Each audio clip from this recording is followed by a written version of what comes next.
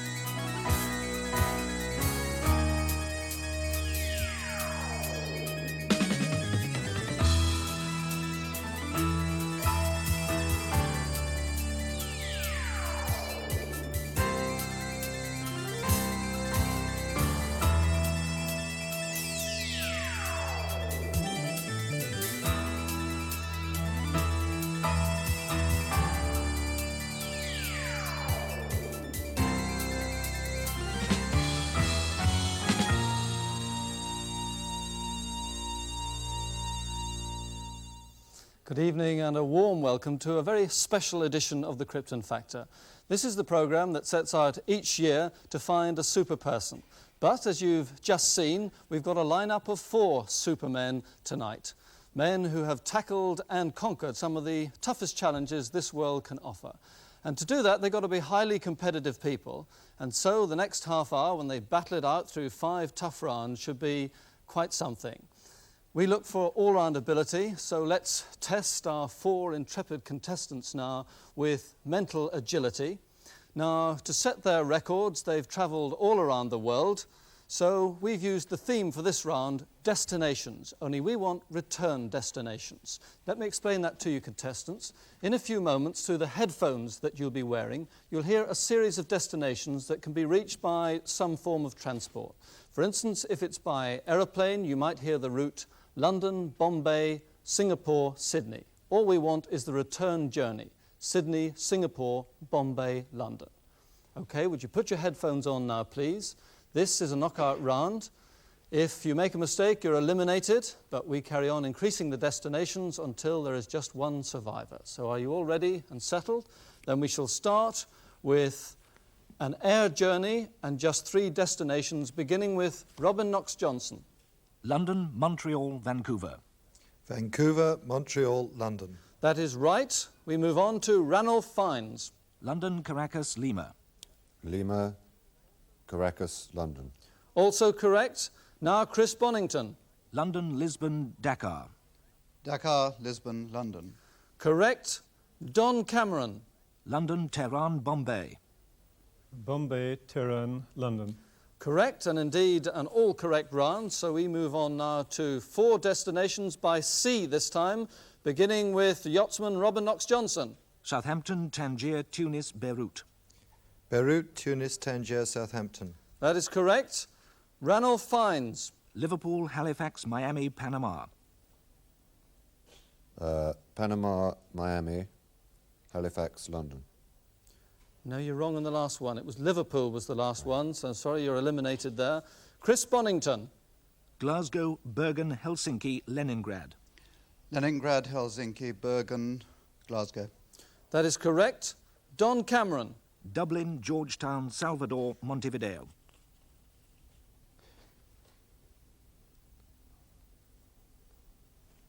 Montevideo, Salvador, Georgetown, Dublin.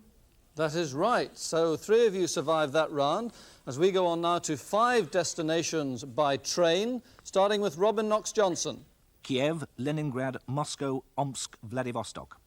Vladivostok, Omsk.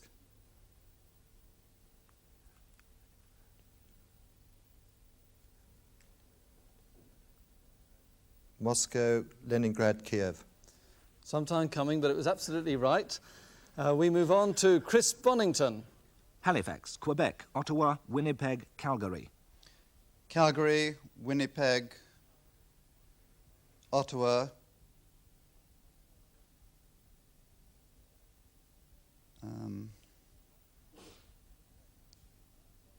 Quebec, Halifax.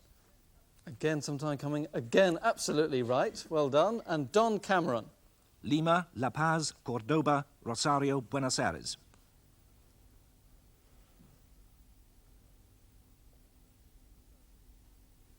Buenos Aires, Cordova,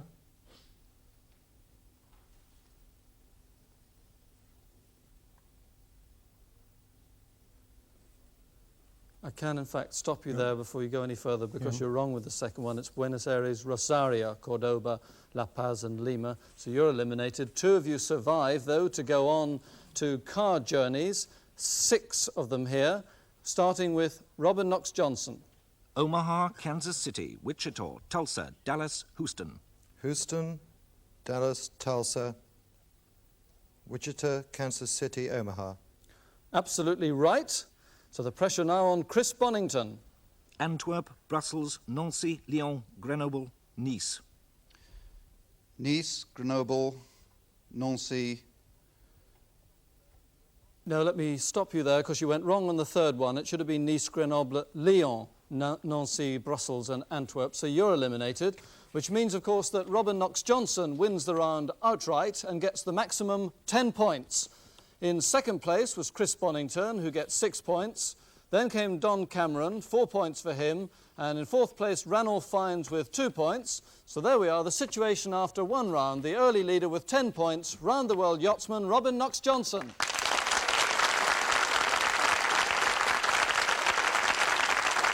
So there we are, a splendid start to the contest. Let's now test their physical ability. And of course, fitness and courage are essential qualities of any man who accepts the world's toughest challenges. So really, the Krypton Factor assault course, which has posed so many problems for contestants in the past, shouldn't have caused them any sleepless nights. And also because, well, there isn't really a great age difference between them, and because they should all be fairly fit in their own way, and it's Christmas, we decided to do away with our normal handicap system. They all start together, so let's see what happened on a wintry day out on the assault course. Well, it's bitterly cold here, a biting wind blowing and a lot of water on the course. But let's check on the starting positions. In lane 1 on the left there, round-the-world yachtsman Robin Knox-Johnston, age 39. And beside him in lane 2, explorer Ranulph Fiennes, age 34. In lane 3, on the left of your screen, Everest conqueror Chris Bonington, who's 44, and beside him in lane 4, transatlantic balloonist Don Cameron, aged 39. Well, our regular starter, Captain Don Glynn, who designed the course, has been sent to Hong Kong for his sins, so we've got a new starter, Captain Norman Springle, who's ready now to get the race underway. On your marks, set! Away they go, and don't forget there's no handicapping in this special contest as they go up to the rope swing with Ranulph Fiennes in the lead and opening up an early lead. Robin Knox-Johnston nearest the camera in second place. No, he's lost that to Chris Bonington, but it's Ranulph Fiennes going over the 6-foot wall and now up onto the high balance. Don't forget there's a bitingly cold wind blowing here and grip is going to be a problem throughout this race. Hands are frozen. They go over the balance logs. In second place with the beard, Chris Bonington. On the left is Robin Knox-Johnston, but Ranulph Fiennes still in the lead as he goes over that monkey swing. And that's where there's going to be a problem with the cold hands. But they're all getting across that well. Robin Knox-Johnston on the left, Chris Bonington on the far side, and Don Cameron at the back at the moment. But Ranulph Fiennes with a clear lead, whereas Robin Knox-Johnston going over the gate vault. And look at the lead now that Ranulph Fiennes has got. The upper reaches of the Nile Explorer as he goes up that scramble net. The professional way to go over the top is a somersault. That's how they've been instructed by the army, and that's exactly how he does it. And that should help increase his lead. Robin Knox-Johnston on the left is in second place now, with Chris Bonington third, Don Cameron fourth. And now this difficult little obstacle there, but he takes that very professionally. Ranulph Fiennes over the water jump and onto the seesaw. Look at all the water there on the course, and he's down. He fell, but he's up again as he goes into the last obstacle. Ranulph Fiennes well in the lead now as he goes up to that swaying rope bridge. The wind blowing right across him. He'll be tired and cold. Robin Knox-Johnston gets across there. And now Ranulph Fiennes coming up to that platform, 18 feet high, don't forget. A plunge off and he's won the race. There he goes, he's won, Ranulph Fiennes. Robin Knox-Johnston now in second place. Chris Bonington close behind as they go over this swaying rope bridge up to the 18-foot high platform. Knox-Johnston now onto the platform and down he goes into second place, and Chris Bonington, who shouldn't have any real trouble going across a rope bridge like this, conqueror of Everest, as he goes onto the platform, 18-foot drop, no trouble to him, down he goes in third place, and there is balloonist Don Cameron just onto the rope bridge now, taking it fairly easily, feeling his way across. First man to go over the Alps in a hot air balloon. He also holds the endurance record as he comes up now to the platform and just the jump. Here he goes, and he finishes in fourth place. Well, an excellent race in really freezing conditions, and one of the fastest times we've had from Ranulph Fiennes, and he picks up 10 points to add to his total. In second place was Robin Knox-Johnston, so 6 points for him. Then just behind him was Chris Bonington, who gets 4 points, and bringing up the rear, Don Cameron, 2 points.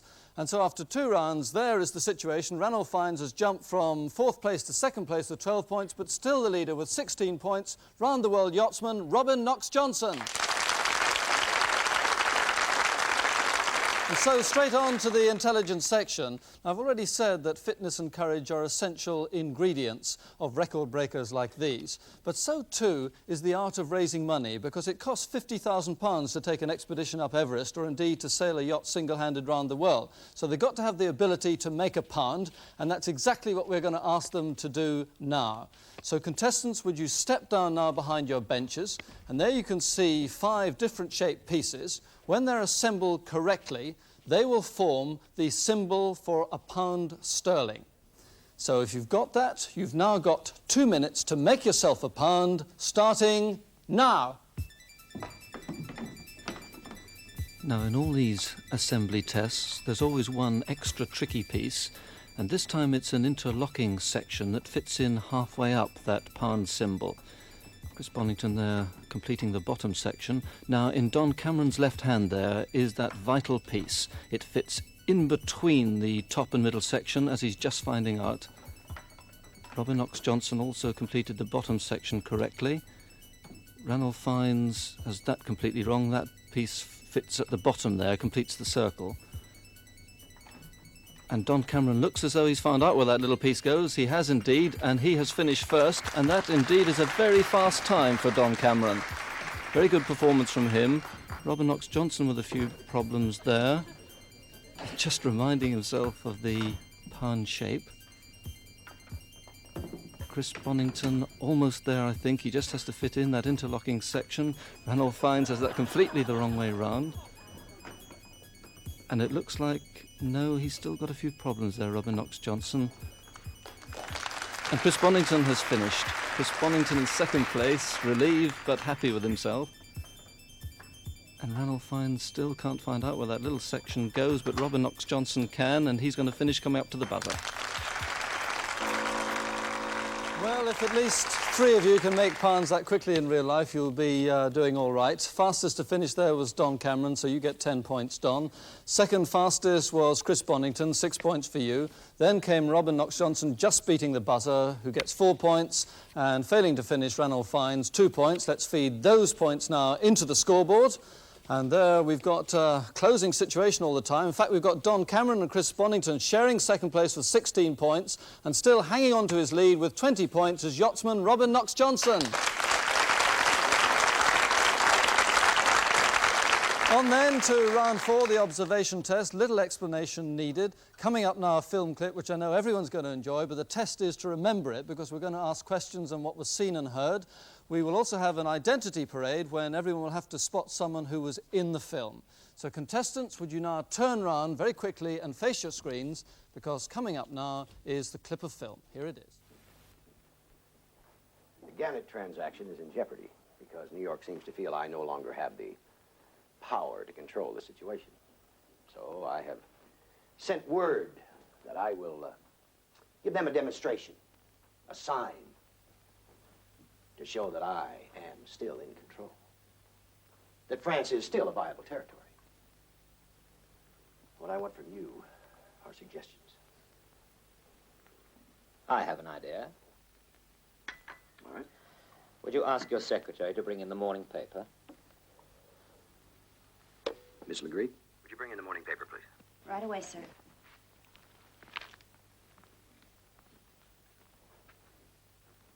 Who is the most important man in France today? Present company excluded, of course. Thank you, Miss Legree. Well, the president, I suppose. I know, for our purpose. A man that New York knows even better than the president of France. A man with which our entire world organization is familiar and would like nothing better than to see him out of the way. Who? Who has given us nothing but trouble for the past 10 years? Who has survived 16 assassination attempts, including 2 by his own boss?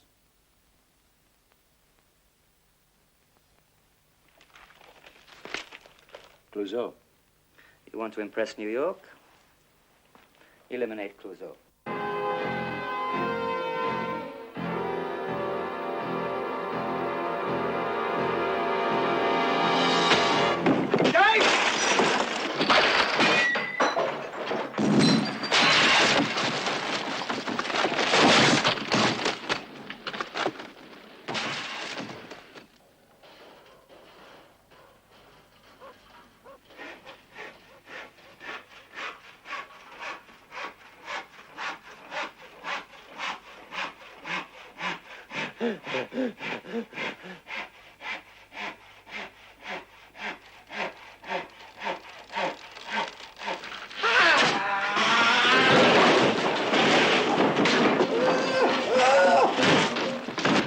A clip there from the film Return of the Pink Panther.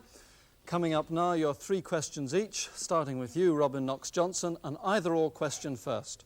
How many people were in the conference room, 7 or 8? 7 if you don't count the secretary. I want everybody. If the secretary was in there, there were 8. 2 points for you. A visual question next.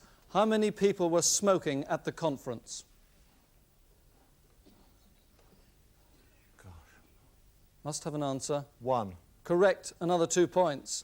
Dialogue question. What transaction did the chairman say was in jeopardy? The answer, please. The French transaction. No, the Gannet. So you finish with 4 points for your 3 questions. Ranulph Fiennes, an either-or question. How many assassination attempts had Clouseau survived? 16 or 18? 16 including 2. Which 16 makes is correct. 16. You get 2 points. How many people were drinking at the meeting? The boss was drinking coffee. So are you saying just 1? Must have an answer. There were lots of glasses on the table. How many people were drinking? The boss was. 1. Yep. Correct. 2 points. Who felt that the chairman didn't have the power to control the situation? The answer, please. Must hurry you. The president. No, the answer was New York. You finish also on 4 points. Chris Bonington. How many of the assassination attempts on Clouseau were tried by his boss? 2 or 3? 2. Correct, 2 points. What was the president going to do to Clouseau according to the newspaper headline? He was going to assassinate him. No, he's going to decorate him. No points there. Who did the chairman first think was the most important man in France? The president. Correct, 2 points. So everyone got 4 points on that. Don Cameron. How many people were in the second room the man crashed through? 2 or 3? 2. No, 3. So no points there. How many pictures were on the wall behind Clouseau just before he fell through the floor? 1. No, there were 3. Still no points. For how long had Clouseau given them nothing but trouble? For how long? Must hurry you for an answer. Don't know, for some years, don't know. Guess. Quickly. 5. Well, double that and you'd have been right. 10 years. So you get no points at all there. And so much for the questions. Now we move on to the identity parade, where we have to spot someone who was in that film. Now, at the very beginning of the film, you may remember that the chairman, sitting at the top of the table in the boardroom, was given a cup of tea.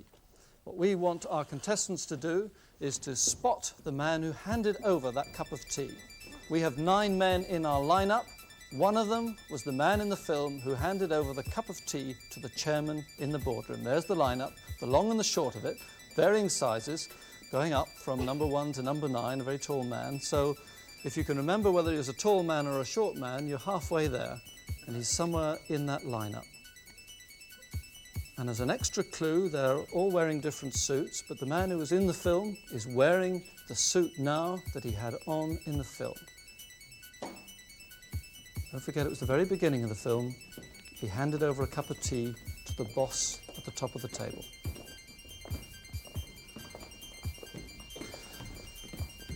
So in a few moments, I'm going to ask you to make your choice. You've got indicator panels in the armrests of your chair. When I ask you, I want you to press the number that corresponds with the man in this number that you think was in the film handing over the cup of tea. So are you all ready? Will you press the number, please, now? So you have all made your selections. Let's see who you've gone for. Robert Knox-Johnston has gone for number 7. Would number 7 step forward, please? Ranulph Fiennes has gone for one of the smaller men, number 2. Would he step forward, please? Chris Bonington has gone for one of the tall men, number 8. Would he step forward, please? And Don Cameron has made the same selection, number 8. So, has anyone got it right? This is the moment where we find out when I ask the man who appeared in that film to identify himself to us. Now, please. It was indeed the man that Chris Bonington and Don Cameron spotted, number 8, actor John Gallant. So let's feed the scores 1 there on the film Revenge of the Pink Panther into the scoreboard, and just 1 round to go in a very close situation indeed at the moment. Joint leaders, Robin Knox-Johnston with 24 points, and joining him there, mountaineer Chris Bonington. We shall waste no more time in such a tight situation. Straight into the last round, general knowledge. 2 points for a right answer, 2 points off if you get it wrong. And we have angled the questions slightly, because it's Christmas, into the world in which our 4 contestants compete in. So here we go, fingers ready on the buzzers. Last round, general knowledge. First question, what is the much shorter name for the Mount Godwin Austen? Chris Bonington. K2. Correct, 2 points. Kip Keino is a middle distance runner from which country? Robin Knox-Johnston. Kenya. Kenya, correct, 2 points. Which journalist explorer, sponsored by the New York Herald Tribune, interrupted by Chris Bonington? Stanley. Correct, 2 points. What was the first name of Dr. Livingstone? Don Cameron. David. Correct, 2 points. What, according to David Niven's autobiographical title, is the moon? Chris Bonington. Balloon. A balloon, 2 points.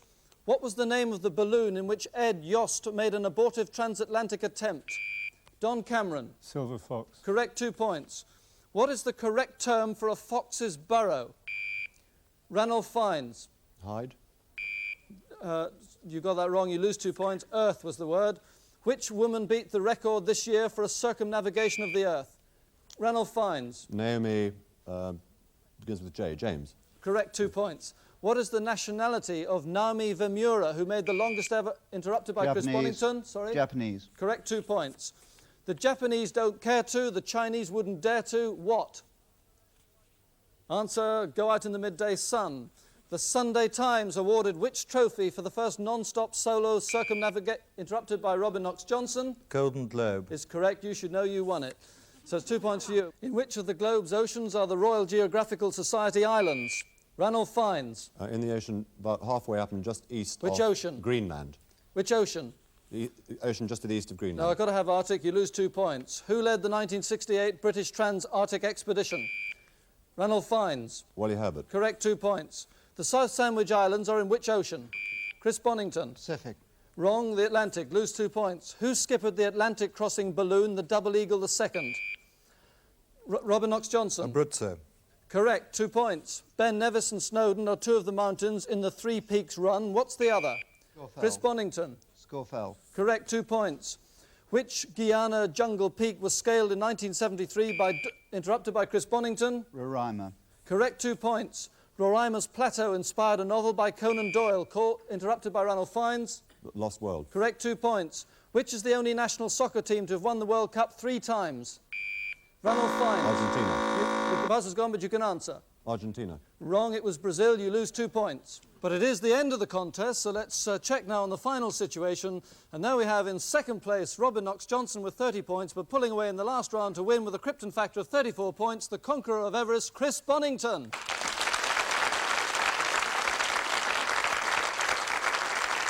So congratulations not only to him but to all of our contestants for making it such a fine contest. But on behalf of Chris Bonington, we shall be handing over a cheque for £500 to the Nick Escort Memorial Fund to finance young climbers on major expeditions.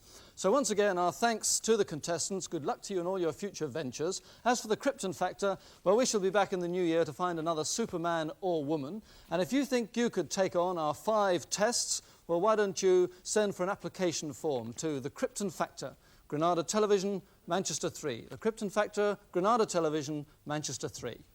Good luck, good night, and a Happy New Year to all of you.